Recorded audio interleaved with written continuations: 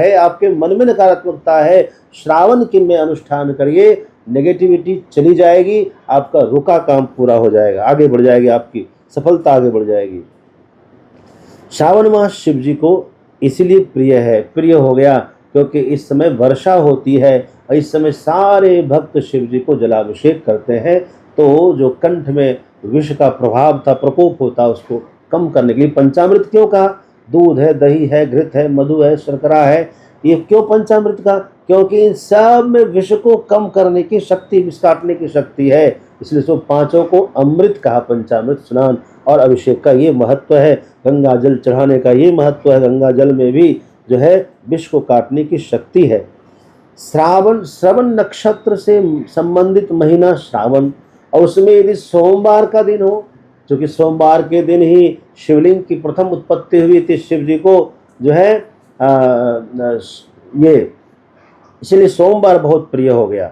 तो सोमवार का, सावन में जब जब सोमवार आए, आप संकल्प कीजिए कम से कम एक पार्थिव शिवलिंग बना करके विधि विधान से पूजन करके शार्चन करिए।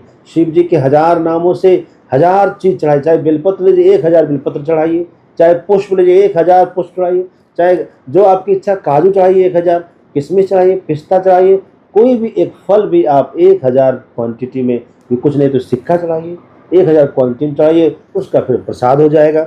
इस प्रकार जो है सावन के प्रत्येक सोमवार को यह अनुष्ठान अवश्य करें। ये पंचाक्षरी मंत्र सावन में ओम नमः शिवाय, ये जो है अन्य दिन तो आप नहीं जप सकते यदि आपने गुरु से मंत्र नहीं लिया, लेकिन श्रावण में आप जप सकते हैं, ये छूट आपको है। आप श्रावण में पंचाक्षरी मंत्र का जाप करिए, है ना। 5 अक्षर है, 1 महीने में 5 लाख मंत्र जप करने का संकल्प लीजिए और आपका अवश्य पूरा होगा। देखिए कितना लाभ होता है। शिव जी को आपको पता है सबसे सरल पूजा है शिव जी की। एक धतूरा का पुष्प चढ़ाइए, चाहे बेलपत्र चढ़ाइए, चाहे जो है आँख का चढ़ाइए, है ना, शमी पत्र, जो भी आपको मिले, कुछ नहीं मिले 1 लोटा जल, सब समस्या का हल जरूर चढ़ाइए आप, है ना। बेलपत्र, धतूरा जो मिल जाए श्रद्धा से। हाँ, शिव जी को स्तोत्र बहुत प्रिय है। क्या क्या स्तोत्र? नंबर 1 में है शिव महिम्न स्तोत्र।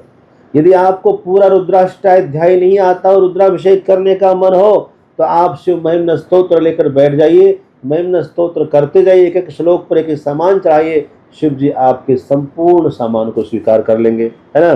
तो शिव महिम्न स्तोत्र। नंबर 2 पर रुद्राष्टकम है, शिवाष्टकम है, लिंगाष्टकम है ना। कोई भी स्तोत्र लेकर के आप जो है रोज भगवान को जरूर सुनाइए। एक स्तोत्र का पाठ तो रोज करिए, है ना।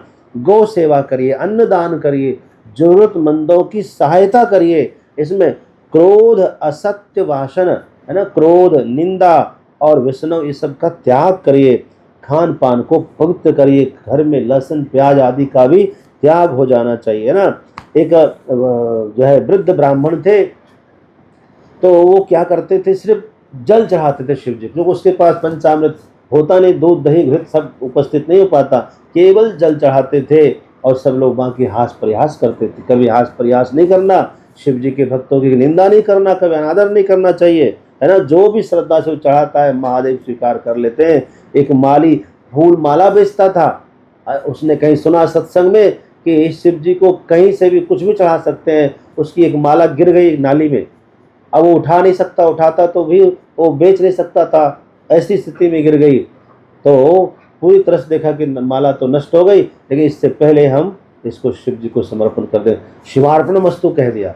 परिणाम, जब वो मरा, उसने जीवन में कोई पुण्य नहीं किया था, लेकिन उसी एक गिरी हुई माला को शिवार्पणम अस्तु कहने मात्र से 1 दिन का उसे स्वर्ग का राजा बनाया गया। जब उसने सुना कि मात्र एक माला शिव जी को चढ़ाने से स्वर्ग का 1 दिन का राजा बन गया मैं, तो 1 दिन स्वर्ग का जो सुख होता है, ये संपूर्ण सुख शिव जी को अर्पण करता हूँ। अब तो सब चक्कर पड़ गए। अब क्या बोले, 1 वर्ष के लिए आपको स्वर्ग का राजा बनाया जाता है। 1 वर्ष इतना सुख, बोले संपूर्ण सुख शिव जी को समर्पित हो, ऐसा जब संकल्प किया तब चक्कर पड़ गए। अब इनको क्या करो, तो उनको सीधे शिव जी के पास पहुंचाया गया। शिव जी ने कहा अब ये फल है कि तुम सदा यही रहो। तो कहने का तात्पर्य यह है कि जो भी श्रद्धा से आप समर्पित करेंगे, शिव जी उसको स्वीकार करते हैं। राम ही केवल प्रेम प्यारा, जान ले जेहि जान निहारा। ये यही शिव जी की भक्ति के साथ जो है संबंध रखता है। श्रावण केवल जल चढ़ाने से ही काम नहीं चलेगा, ये जो है यह अपने मन को निर्मल बनाने का सुंदर अवसर है। यदि हम जलाभिषेक के साथ साथ अपने भीतर के काम, क्रोध, लोभ, निंदा और अहंकार का भी अभिषेक कर दे तो हमारा जीवन धन्य हो जाएगा। आइए इस श्रावण मास में आप भी संकल्प लीजिए, हम क्या करें, भगवान शिव के नाम का जप करें, हम क्या करें, माता पिता और गुरुजनों की सेवा का संकल्प लें, किसी भी प्राणी का नुकसान नहीं करेंगे ऐसा संकल्प लें, धर्म, दया और सदाचार को जीवन में उतारेंगे। इसलिए प्रेम से बोलिए ओम नमः पार्वती पते हर हर महादेव। अंत में वंदे देव उमापतिं सुरगुरुं